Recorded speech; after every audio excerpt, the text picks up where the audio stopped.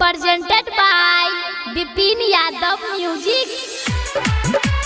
छोटी मैया प्रेम से बोलो सूरज भगवान की। presented by Bittu Malangia Entertainment।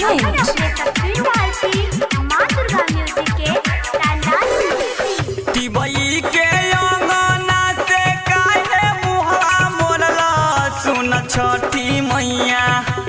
हाँ हाँ टिबई के अंगना से काहे मुहरा मोरला सुन छोटी मैया।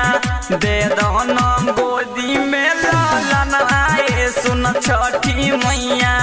सुना लागोई छै मोर अंगनवा आए सुन छोटी मैया। DJ Sumit Satish Raima।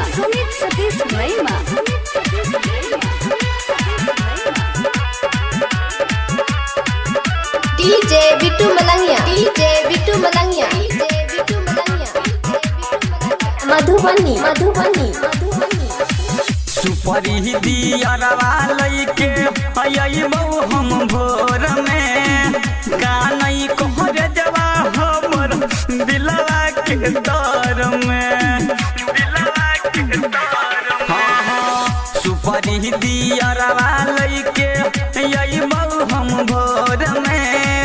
गानई कहर जवा हमर दिलवा के दर में।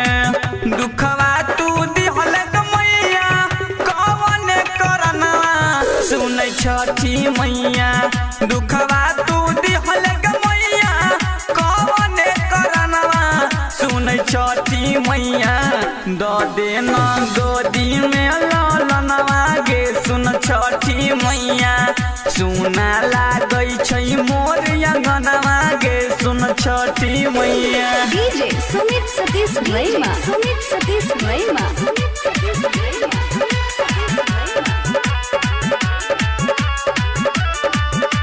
DJ Bittu Malangia। मधुबनी सब दिन पूजलियौ मैया तोहरे चरणमा। बाजिन के भीख दे एह गोललनमा। हाँ हाँ सब दिन पूजलियौ मैया तोहरे चरणमा। बाजिन के भीख दे ये गोललनमा।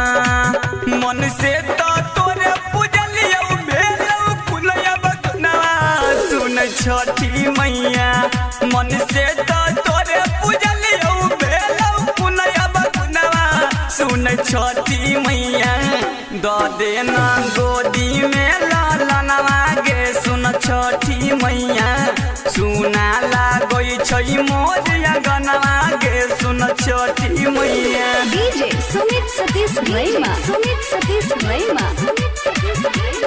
DJ Bittu Malangia। मधुबनी अभी आप सुन रहे हैं तेनवाही से माँ दुर्गा म्यूजिक की प्रस्तुति। कृष्णा कन्हैया गाबो तोहरे पचरवा।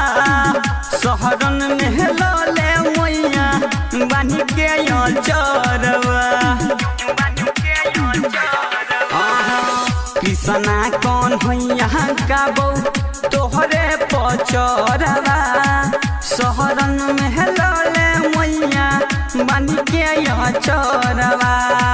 सुनील मुकेश करौ तोहरे भजनवा सुन छठी मैया। पर दिन देवेंद्र करौ तोहरे भजनवा सुन छठी मैया।